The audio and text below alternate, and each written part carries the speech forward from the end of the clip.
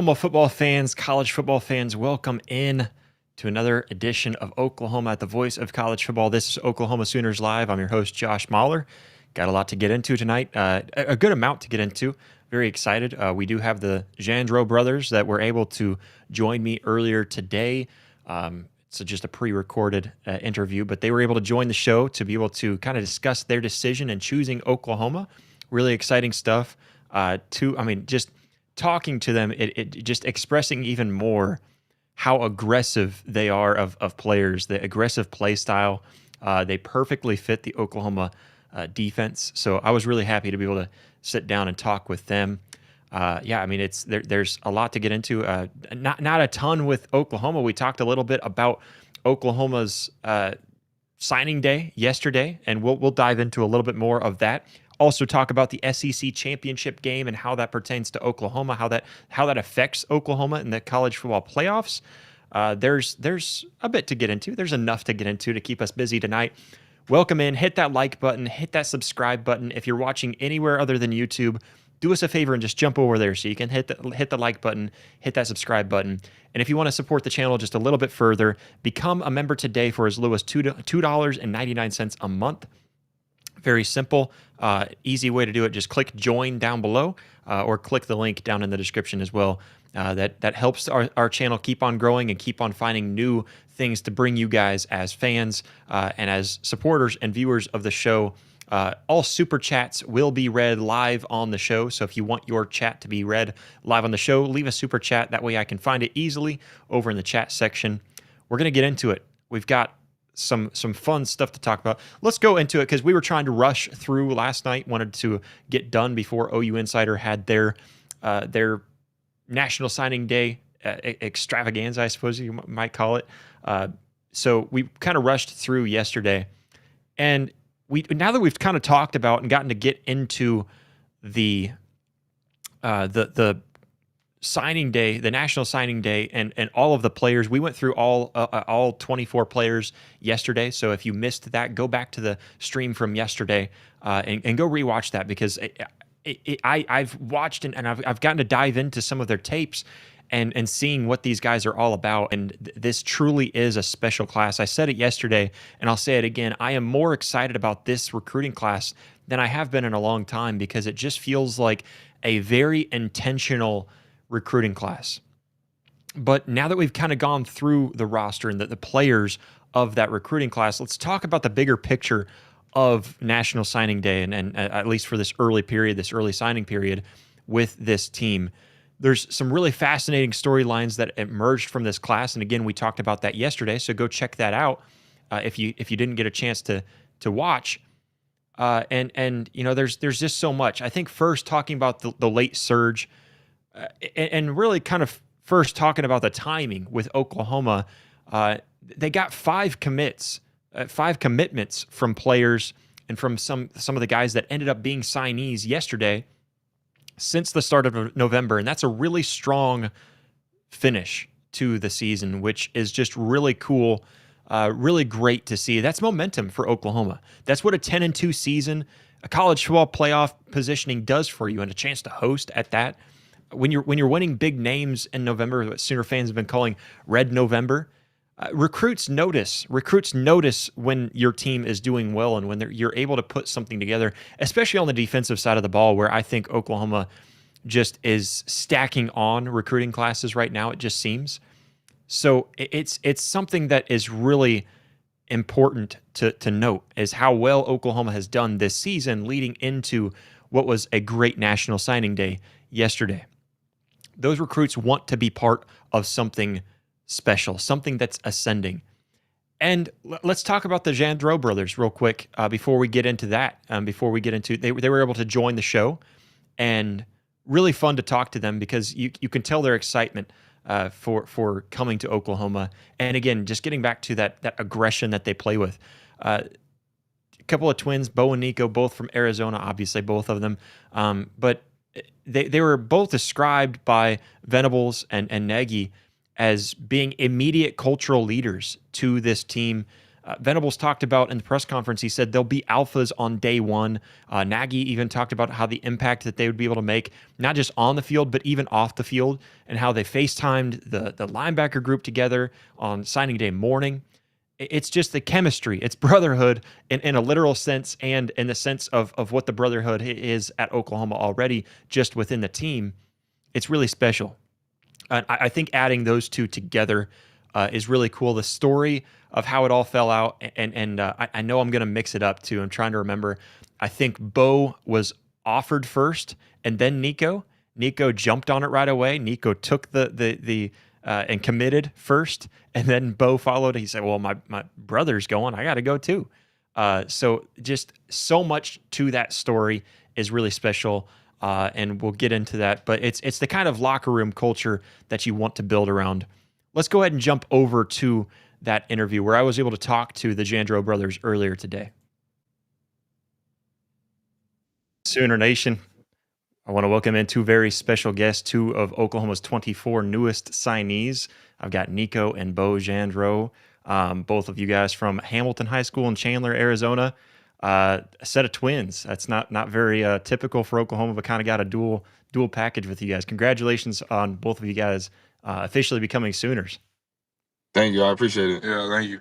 Yeah, absolutely. I know Sooner fans are very excited for you guys coming in. Seeing, I was looking through a lot of the signees tapes and stuff, and you guys definitely fit what it seems like BV and the rest of the staff were really going after. But it's not very often that you get to see twins play. It seems like there's something about Oklahoma bringing in brothers. You got the Peyton and Eli right now there at Oklahoma, but then even last year in baseball there was actually a set of twins. I don't know if you guys saw any baseball, but the Witherspoon twins, they're both pitchers. So it seems like there's just something kind of funny with Oklahoma. They like to bring in the brothers, but very exciting aspect to that. What's that like for you guys growing up and playing together? Yeah, it's been a blessing playing together. We've been each other's best friends pretty much the whole time. Like we've been inseparable playing sports and growing up together. So it's been a blessing to be able to do it at the next level as well. Yeah, I mean, I can only imagine how exciting that would be, and especially getting up to the level of playing Power Four, D1 football. Starting off with Beau, you play linebacker. What first got you to fall in love with playing linebacker?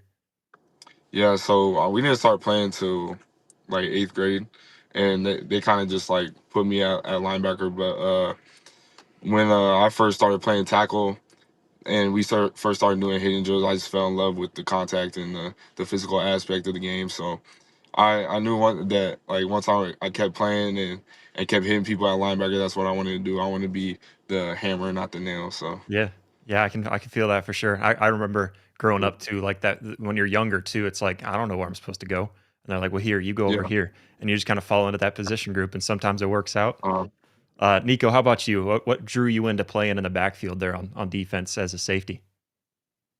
Yeah, I think just kind of the physicality part too. I think being able to see the whole field and just coming down and smacking people. I think that's what I love about it. And being a versatile player, I can kind of get the best of both worlds, playing in the secondary and coming down in the run fit.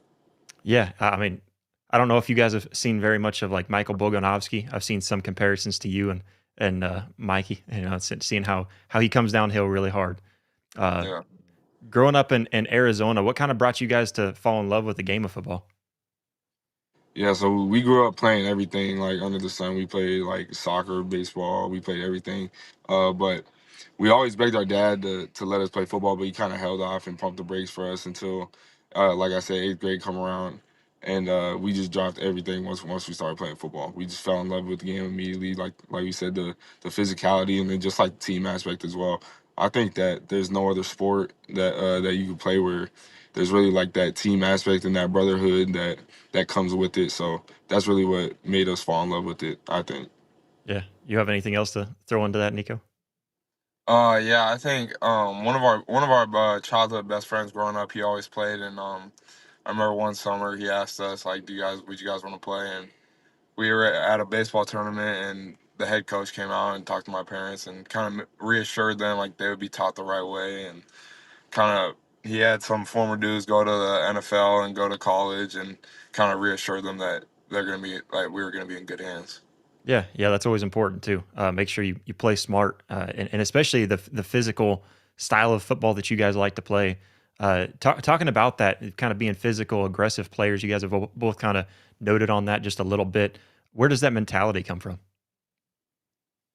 I think just coming up, my mom said we were always aggressive, no matter what we were playing in baseball or just playing like flag football, pulling people's flags. We were always aggressive kids, and uh, it's just I feel like a mentality part that we have is just like hardworking, and we're not gonna let people push us around. So that just I think just came it just came with us and how we were brought up. Yeah, And I think having a brother too. Oh yeah, for a lot of people know, especially you can imagine having someone your age and just growing up, um, figuring out your problems in a physical way, and um, but yeah, just doing that. yeah, I can sympathize with that. I had an older brother, so Yeah, we were. But for you guys, like you said, growing up with somebody your age, you guys grew up the exact same age. So I mean, that's even more so. yeah, No, I can remember all kinds of nights going out back playing football with my brother, and it was supposed to be just an easy maybe game of a two hand touch or something, and it turns into tackle between the two of us for sure. yeah, yeah, exactly. All right, walk us through your guys' recruitment. What stood out to Oklahoma for each of you guys whenever you guys were being recruited? You wanna go first? Yeah, I think just we saw a lot of schools on the West Coast, and we're from Arizona, kind of far from the SEC, I would say, and kind of the southeast region of that. But yeah, just the West Coast schools kind of more had our mindset on those, and then once we got some interest down in the SEC, kind of it's just like a culture shock, and I think we both fell in love with it and how big football was down there, and just Oklahoma was just different. I mean, you could tell people make the plays. BV Hall, Coach Goodwin, Skalski, all those guys. I think Coach Bates. I mean, it was just the people there. It felt like home right when you got on campus, and I think that's when I knew was just like that's where I want to be because I only took one visit Mhm. there, and then committed. So I knew it was just different. Yeah, that's awesome. And then for me, I had a couple other schools that were looking at me, so it took me a little bit longer. But when I was when me and Nico took our visit in the spring, when we were just walking around, we were just like, should we just commit now? Like it was just even with nobody there and no game, like no game atmosphere, you could just tell that it was different. And then a lot of people are seeing what we saw in the spring right now. So we always knew that they were going to be a playoff contender and somebody that is going to go far in college football. So I think just seeing that early and then just being in BV's like just his meetings and the way that they talk about football and present the game and coach the game really it's just and it's not even BV, it's Coach Bates as well and Coach Dryling, Coach Goodwin, Coach Hall, everybody on that defensive side of the ball they're all great minds and that just drew us closer and closer to Oklahoma. So we knew where it was at and where we had to be. Yeah, and you talk about the atmosphere too, because I think I ran into you guys at the Michigan game if I remember right. Yeah, Yeah, yeah. and I mean you guys were down there for that one. What Mhm. was the in game experience like, especially for that game? Because I think that was probably the most electric game for Oklahoma all season. What was that like? Yeah, it was crazy. I mean, I was talking to I forgot who it was, but I think it was one of the recruiting directors. But they're like the standing room is getting sold for a crazy amount of money. So it's just like the fact that everybody's there and everybody's packing the house, and you go there and it's not a quiet atmosphere, and it's not something that's just like we're just here to watch the game. Like, everybody's cheering and. The crowd is crazy and the team's just feeding off their energy. So that was crazy to see and crazy to be a part of. Yeah, yeah. I I mean think I that's think there that's wasn't different. like one dull moment in the game. I think it kept you on the edge of your seat and just having the crowd interact with the game. It just makes it so surreal. Yeah, yeah, and I think Oklahoma's really good at pulling that out on, especially on special weekends like that Michigan weekend. I know there was a ton of recruits there that weekend. So that's definitely one I think Oklahoma does a pretty good job of pulling that out for recruits. Um, Going to your guys' committing decision, I guess we kind of already talked about you guys the way you felt about Oklahoma right away. But let's see, make sure I get this right. Bo, you committed first, right? No, Nico committed first. I committed later. Okay, it was the other way around. Okay, I thought Yes, so. sir. So Nico committed first, and then for Beau, what was that kind of like for you? After Nico already committed to Oklahoma, you get an offer. What was that whole timeline kind of like for you? Yeah, so I got the offer. I think it was early, and then Nico actually got the offer after me, and he committed Okay, first. So then there was I took like he canceled all his OVs, and Coach Hall knew like that was Coach Hall's dude, and Nico felt value, so he went ahead and pulled the trigger. And it took me a little bit longer. I took my OVs to Texas and Oregon, and Nico was just in my ear like he was telling me where like he's like you need to come to Oklahoma, you need to come to Oklahoma. Like that's where he wanted me. But he let me do my own journey too. But he definitely let me know where he wanted me. But we have very similar values, if not the same. And so that stuck out to me. I was like, if my twin brother decided to go here, then this place is special and I need to pay attention. But at the end of the day, once I was talking to BB and everybody and just making my decision and leaning on Jesus Christ, I just knew that's where I needed to be and that's where God wanted me to be. so you got the offer first, and then Nico committed first. Is that how it was? Yeah. Okay. Yes, that's where I was getting it mixed up then. Yes, that's pretty awesome. And Yeah. of course, your brother committing there, that was a pretty big draw for you to go to Oklahoma. Hmm. Yeah, that's awesome to hear. Like I said, it just feels like Oklahoma's that place, a brotherhood in a different sense where there literally are a lot of brothers Yeah, that seem to for go there sure. together. All right, so the jump from high school to college, it's a pretty massive jump. How do you guys plan to prepare for that jump here in this off season? All right. I think just staying true to the game, focusing on your technique, becoming a technician, the little things, and not just kind of looking towards the future. I think staying right where you are and just working on your craft and perfecting that to where you can get to be able to play at a high level like that. I think that's a big thing. Yeah. Yeah, and then just like getting workouts, and like we're actually headed to a workout right now. We're sitting in the parking lot after this. We're about to go work out. So just staying and keeping that just that mindset of hard work and that blue collar mindset, just keeping that. And then a lot of people are scared of development. I feel like now they just hit the portal and they're just if they're not playing right away, they're gone. But me and Nico aren't scared of that. So we'll just develop and take our time and take our journey, and we'll be on the field when God wants us to be, and God will guide our path. So Yeah, I mean, so you're talking about the workout. Have you guys already met Coach Schmitty? yeah, yeah. What was your guys' first impression of Schmitty? He's an intense dude, and he's ready to get to work for sure. So we're excited to work with him. We do our workout regimen here is pretty crazy, so I think we'll fit right in with Smitty. Yeah, I know people probably can't tell from the camera angle, but you guys are two pretty jacked human beings. So I'm sure Yeah, he'd love to see that, right? yeah, for sure. Well, I mean, there's not a whole lot more I could really ask for you guys, but I guess first, congratulations to both of you guys. I know it's a big step. I think you guys made the right decision, but I know I'm a little biased in that. But congratulations. I know Sooner fans are excited to see you guys out on the field. Congratulations. Thanks for joining. Thank Thanks, you. I buddy. Thank appreciate you. it. Thanks for having us.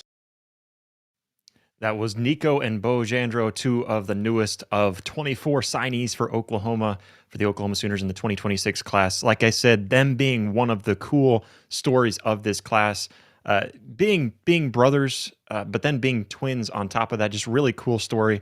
We're used to seeing brothers come, that's what I was talking to them about. We're used to seeing brothers and just siblings in general to come to Oklahoma. And that's really special. That's a really fun thing to see. Of course, you have the Hawkins brothers on the team right now. You have the Bowen brothers on the team right now. We had the Sawchuk brothers on the team. You go back to even further back, the Selman brothers. I'm sure I'm missing some. We had the Knight brothers at one point. So you had Trevor and Connor, and then I brought up the Witherspoon twins being twins over there, and then currently right now on the baseball team you have the Mercurius brothers. So a big brother, little brother there. Just really cool. It's interesting. I think that's a really cool aspect. That was one reason why their story intrigued me. But on top of that, just the type of players that they are, they talked about it a lot there, and I meant to lead into it, but they just kind of brought it up themselves about how aggressive they are. They like to be aggressive.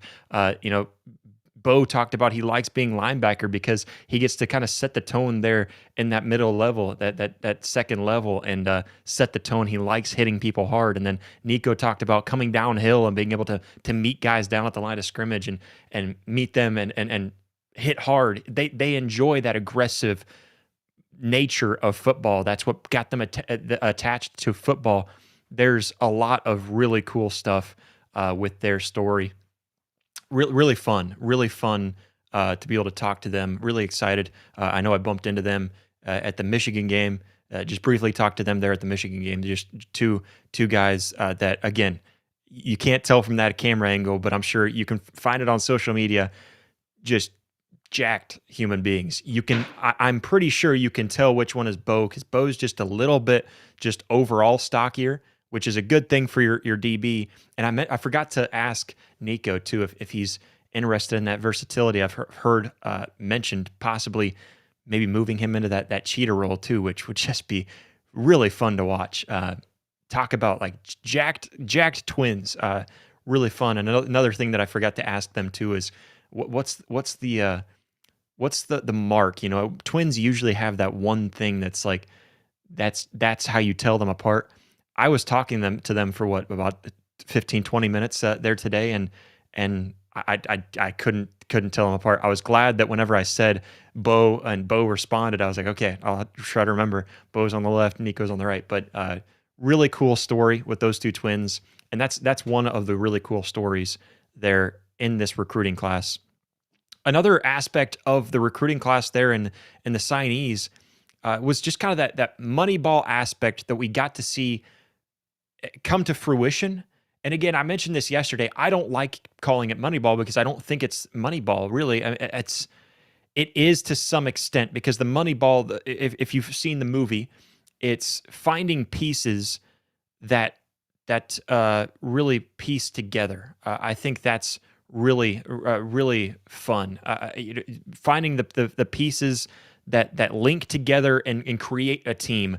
That is kind of Moneyball aspect, so I guess I like that. But the Moneyball is finding guys that nobody else is recruiting. The guys that I mean, they're 3-star guys that Nagy likes, but they're not 3-star guys that nobody's looking at. They're 3-star guys that a ton of other big time schools are also looking at. But there are some Moneyball Moneyball discoveries here, and that's where Jim Nagy's approach really shows really well. I think Christian Moore was one of those, a linebacker from Alabama who was committed to an FCS program until Thanksgiving. Tyler Ruxer might be one of those guys, I suppose. Again, I don't like using that as Moneyball with him. I think Zizi Okufuleze, I think that's one of them. The basketball player turned into a football star. I suppose those are some of those pieces that you piece together, but ultimately these aren't accidents. It's a front office doing its homework, and Jim Nagy is used to that. It's finding the development of all of that, finding the undervalued assets, trusting the development program, just looking at all of that and piecing it together.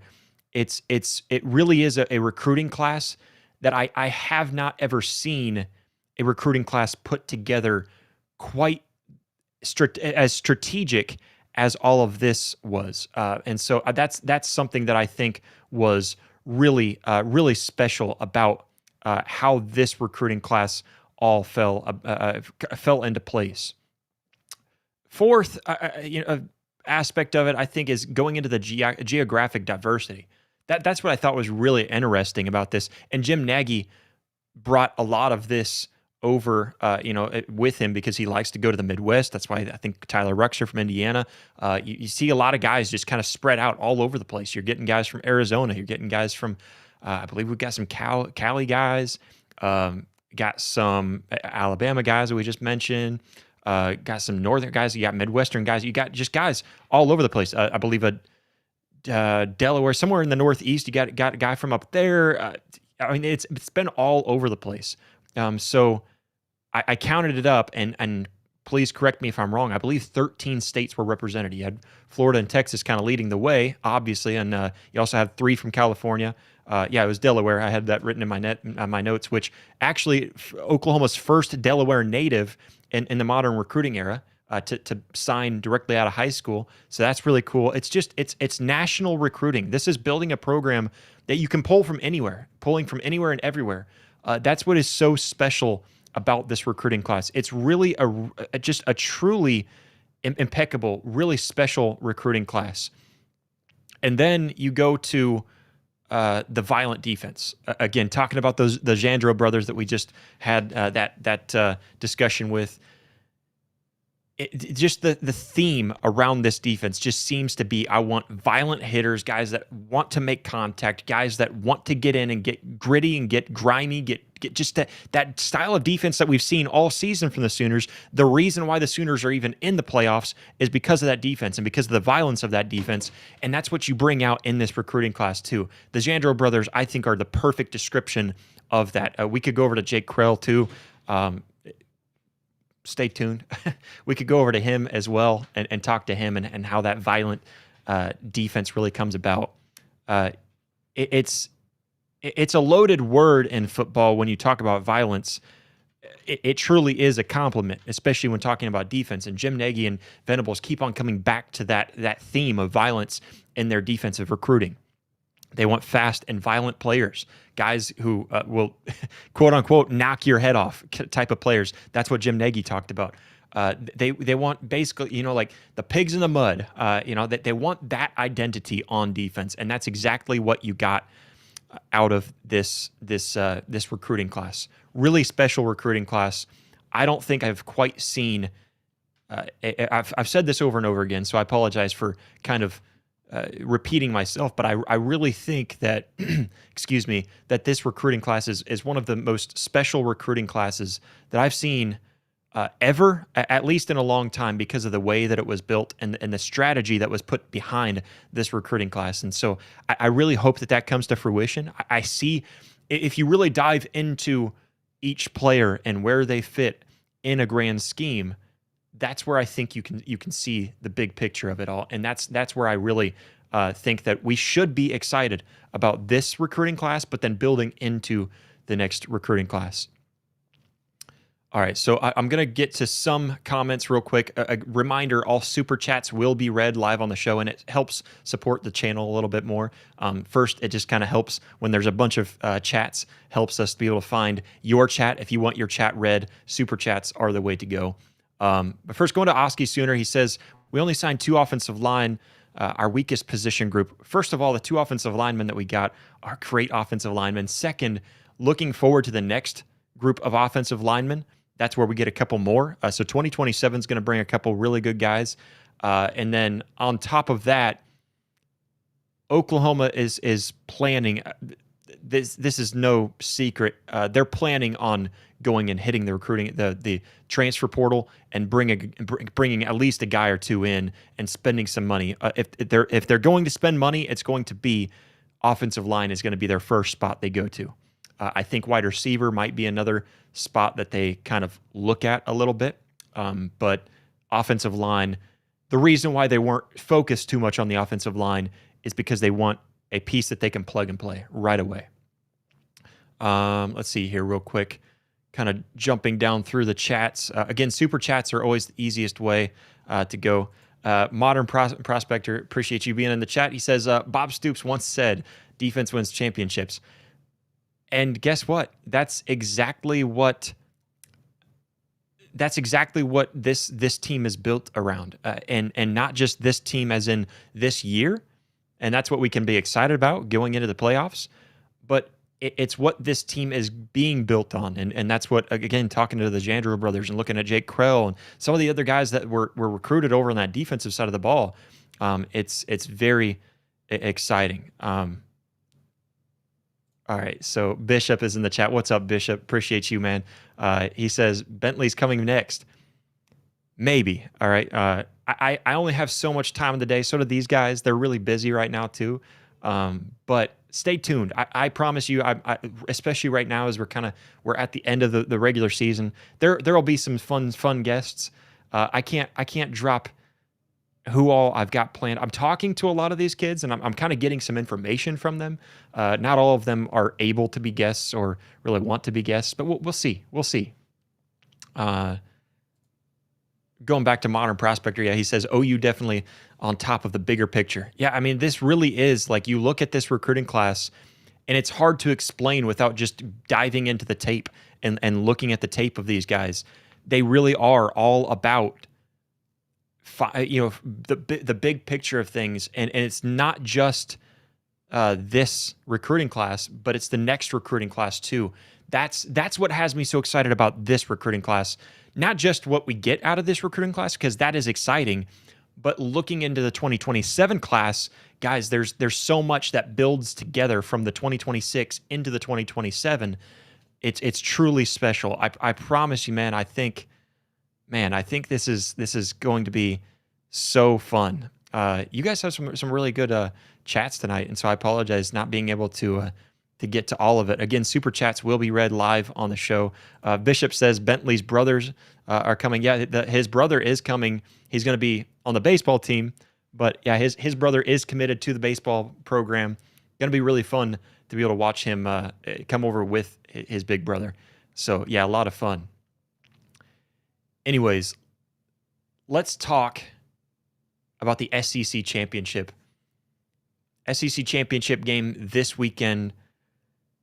And Oklahoma's not in it, right? I forgot to put a graphic together and put it up on the screen, but my power rankings, I was really having a hard time with it because the thing is, head-to-head matchups really knock around the power rankings a lot. But ultimately, and I've seen several others. I was gonna have a graphic with several others that put out their power rankings, and I'm seeing several others agree with how I view the power rankings in the SEC. And obviously the rankings, I think Oklahoma's somewhere around 6, if I remember correctly. I can pull that up right now while I'm talking about it. But I think that this is a season in which the SEC rankings are really just kind of they're different. It really is different. Just because, the SEC, I think the power rankings are a lot different. Obviously, the standings, Oklahoma sits at number 6. So it goes Alabama, Georgia, Ole Miss, Texas A&M, Texas, Oklahoma. And that all comes down to tiebreakers and stuff like that. So that's what a lot of that comes down to. Personally, I look at it, and I think Georgia, number 1. I don't think anybody would really question that. Georgia, number 1. The weird thing about that is you have the head-to-head out to Alabama. They lost to Alabama. That's their only loss on the season. They're still number 1, and that's why Alabama gets bumped up to number 1 in the standings.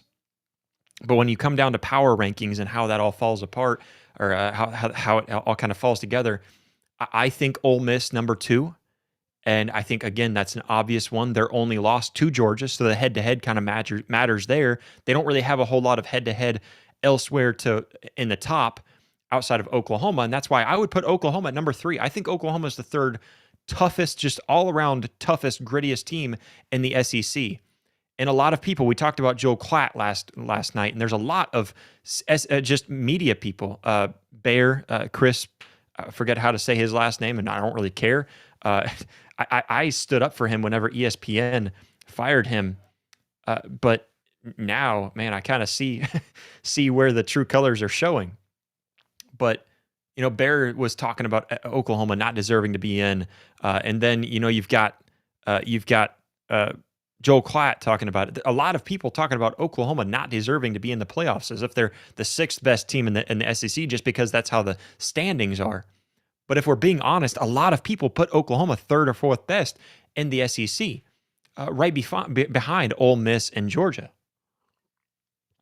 And quick merch stop real quick. Go over to vocfb.com/shop. I believe that link is down in the description below.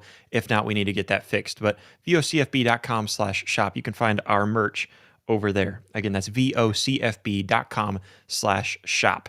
Find out all of our merch over there. Support the show, support the network.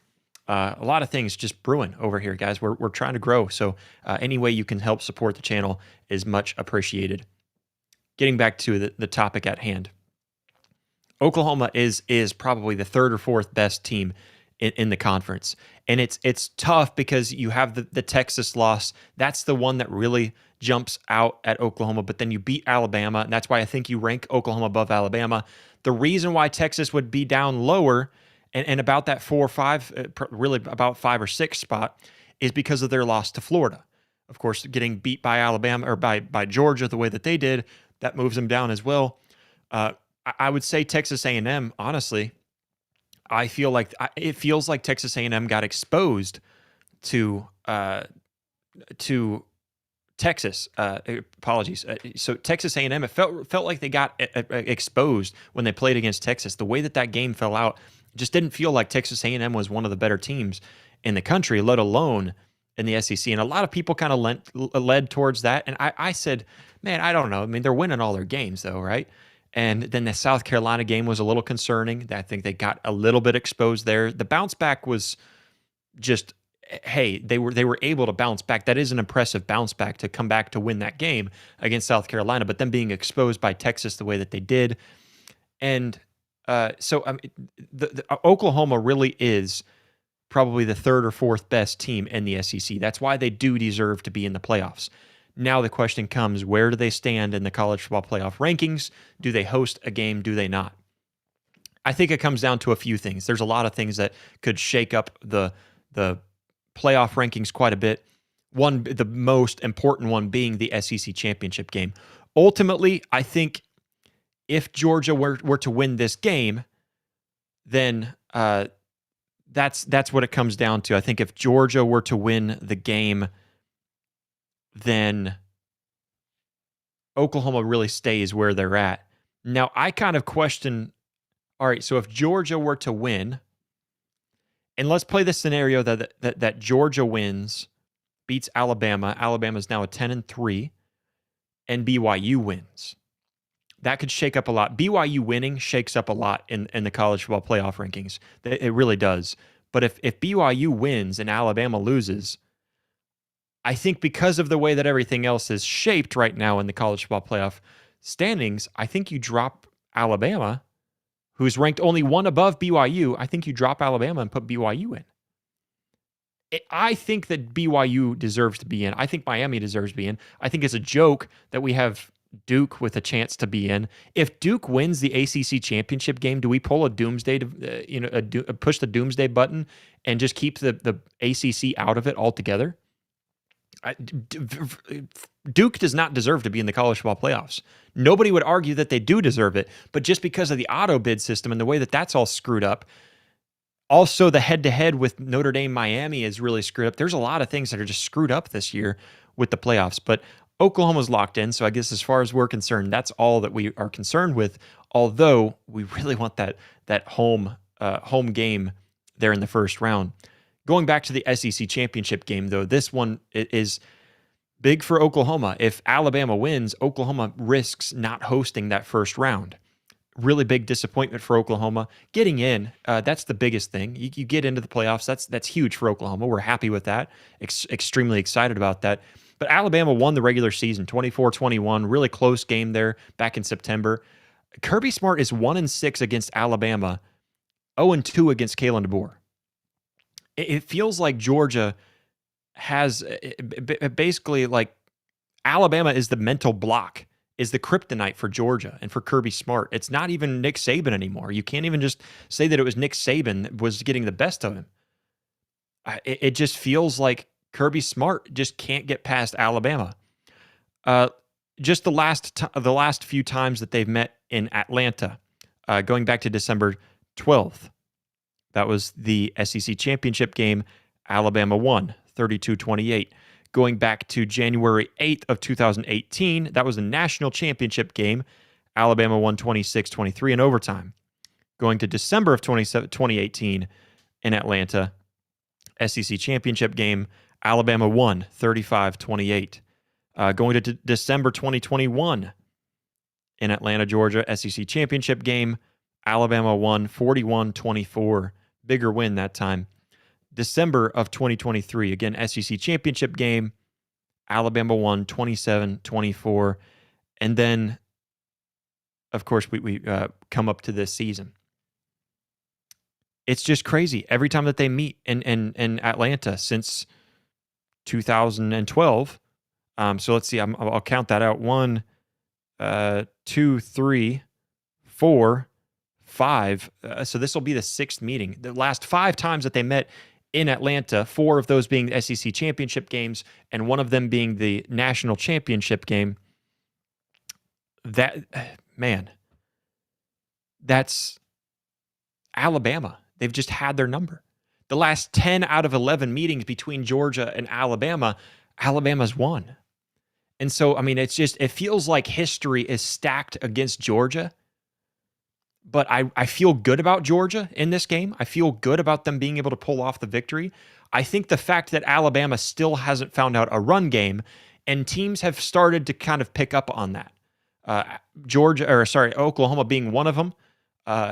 There's been a few other teams that Alabama's gone against that, even though they won, teams are starting to slow Alabama down. It seems that Ty Simpson, although he's been amazing all season long, over 3,000 yards, 25 touchdowns on the season, he settled in really beautifully throughout. Really, since that Florida State loss, he has really found a rhythm and been one of the best. Honestly, still deserves to be in the Heisman talk. I don't think he deserves the Heisman per se. I think there's a couple other guys that I would put above him. That being the 2 guys that are playing in the Big Ten championship game, both undefeated, number 1 and 2, first time in history that's happened in the Big Ten. But anyways, we're talking SEC right now.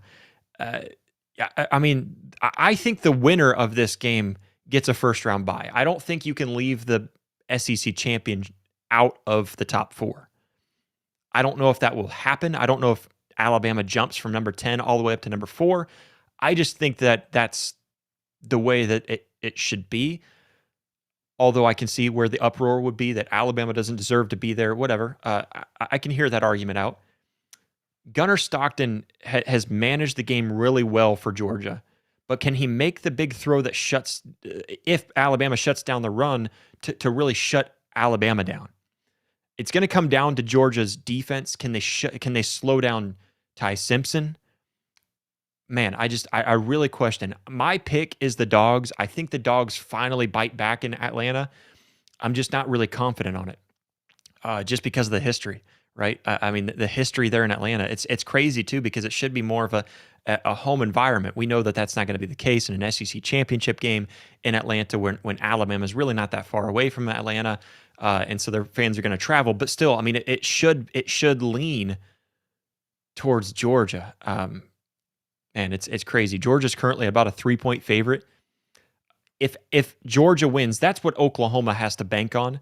Is Georgia needs to win to keep Oklahoma with their home playoff, hosting the home playoff game. They're in the first round. That's what Oklahoma really needs. Now, regardless of what happens, how everything else shakes out, if BYU beats Texas Tech, that's going to shake some things up. I don't think the Big Ten matchup really matters. I think as long as that game is close, which I expect it to be, I think they stay at number 1 and 2 regardless. I don't think you can punish a team for losing a championship game and then being number 1 and number 2. If Indiana were to win, they just swap, and if Indiana were to just keep it close, they stay there. Worst case scenario, if Indiana were to get beat by like 10, 14 points, like if they were to get beat by a sizable margin, if it felt like that Ohio State whooped them like they did last year, then I could see Indiana jumping down to number 4. I don't see them jumping out of the top 4, though. I don't think that's reasonable, but it wouldn't surprise me with this committee. But for Oklahoma, you really just have to hope for Georgia to beat Alabama, because if Alabama doesn't jump above Oklahoma, I don't think anyone else does. If BYU wins, I do question if BYU, so even if Alabama were to lose and BYU were to win, I do question if the committee says, okay, they just beat the number 4 team in the nation and they jump them up to that number 8 spot, pushing Oklahoma down. I would be okay with that, because I'm fine with going to Provo. I mean, I think I really feel good about Oklahoma against BYU. My beef with BYU is not that I don't think BYU should be in. It is a disservice. It's a broken system if BYU does not get in. I truly believe that. I just don't think BYU should be in over Oklahoma. I think Oklahoma should be in the playoffs before BYU. I think BYU should be in over. If Alabama were to lose, I say they should get in over Alabama because Alabama then has 3 losses on the season. I think they absolutely should be in over Notre Dame. I think Miami should be in over Notre Dame. And I sure as heck believe that BYU should be in over the auto bids. Whether that's if Duke were to win, absolutely they deserve to be in over Duke. And then whoever the G5 team is, I just don't think any of the G5 teams have a good enough resume to be a top 12 team to compete for a national championship. So I believe BYU.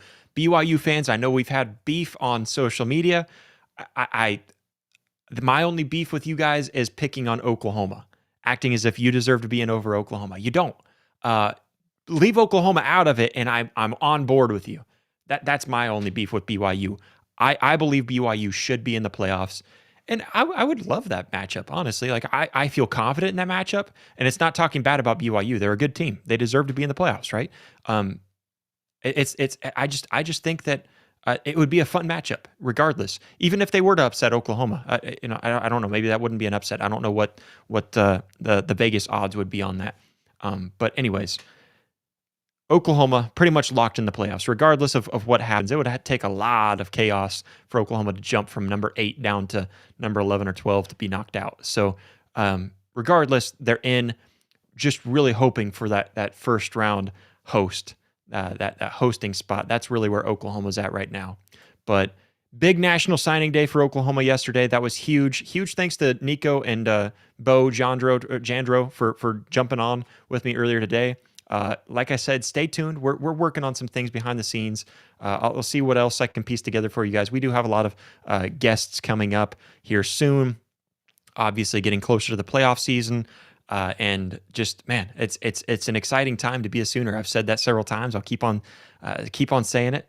Kind of taken from what other teams, their annoying chant. I don't even like this chant, but it's great to be an Oklahoma Sooner. No, it's really dumb. It was even more annoying when I said it out loud. But it really is great to be an Oklahoma Sooner right now.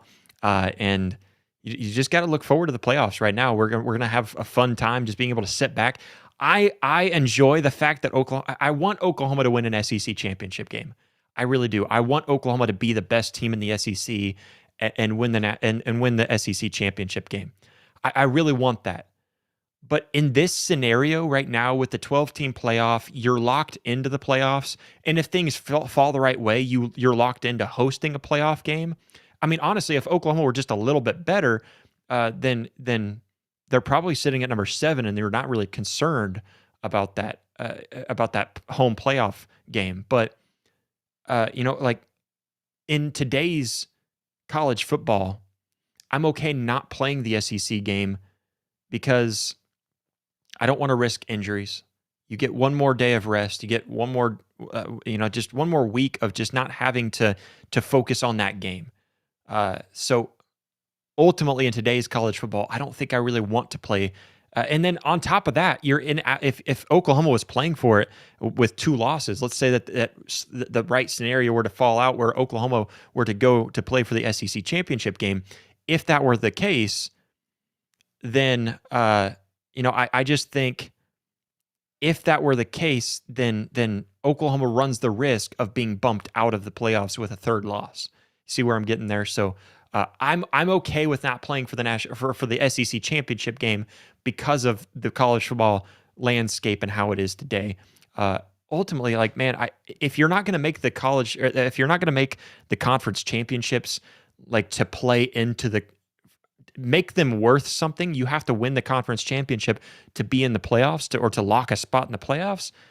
Which I know that's the case, but I mean, if it's not truly worth something anymore, I just think you get rid of them. Because now the risk is also there. For example, Alabama. Alabama's at a risk this weekend. If they lose, they may not be in the playoffs. And I think that's crazy. I think it's really stupid to punish a team for losing their conference championship game.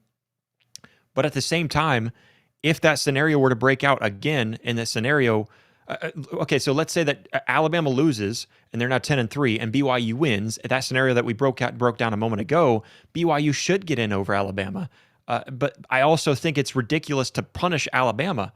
But then let's also play the scenario where BYU and Alabama lose.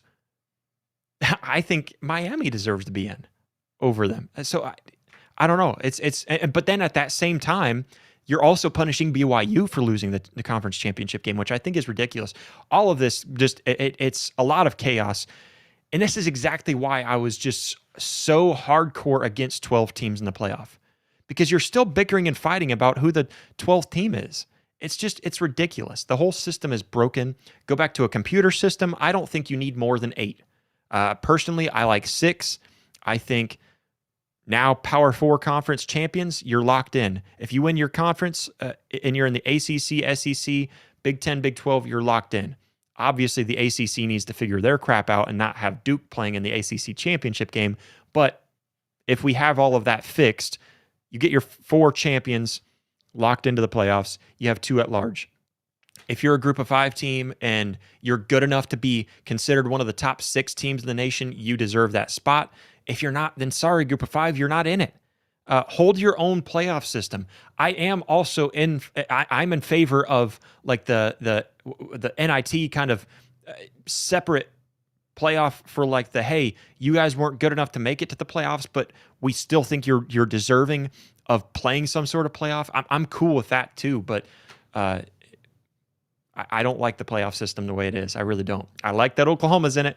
That's all that really matters. But anyways, hit that like button, hit that subscribe button. Become a member today by clicking the join down there next to our channel name. Just join. Become a member today. Support the channel just a little bit more, as low as $2.99 a month. We're not asking for much. We just ask that if you want to support the channel just a little bit more, that's how you do it. Anyways, you can also check out the merch shop. You probably saw me drinking from the mug earlier. We got mugs, tumblers, all kinds of really fun stuff. I know, I think Chad or Tierney, Chad and Tierney, they got the tumbler. They said they really liked it. Pretty good quality stuff. The t-shirts are amazing. I really like the heavy t-shirt. I'm not wearing it today, but we got a heavy t-shirt. I see Stacy said that she got the Xeno shirts. Hopefully those come in soon for you, Stacy. Yeah, it's fun. It's really good. What needs fixed? Let me know what needs fixed. If there's something that needs fixed, you know how to get a hold of me. I might just be reading that wrong. But no, the Xeno shirts, that was a design that I came up with. So hope you enjoy that one. Yeah, there's all kinds of stuff. If you like the Xeno Zone, where Xeno picks the games, he goes towards the treat and picks the winner of the games. That's on there as well. So vocfb.com/shop, vocfb.com/shop. Check that out. That's where you can find our merch, all kinds of stuff, and it helps support not just the channel and us as hosts, but it also supports the network as a whole. Voice of College Football, we got a lot of great things working behind the scenes for you guys. Again, stay tuned. We got a lot coming here to the channel, and we appreciate all you guys so much for all your support. Boomer.